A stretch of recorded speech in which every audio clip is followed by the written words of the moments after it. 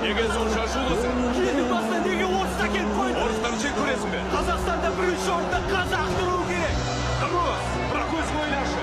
Біздерде Украинда, немісте, орыста, юрларда бар. Бәрінің басында қазақ тұру керек. Қазақ!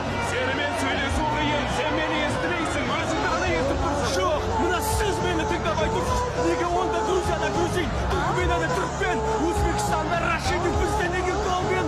Ол бұрын біздің жерімізде өмір сүрмеген. Бәріне соңғы халық қазақ па? Әрине жоқ. Республика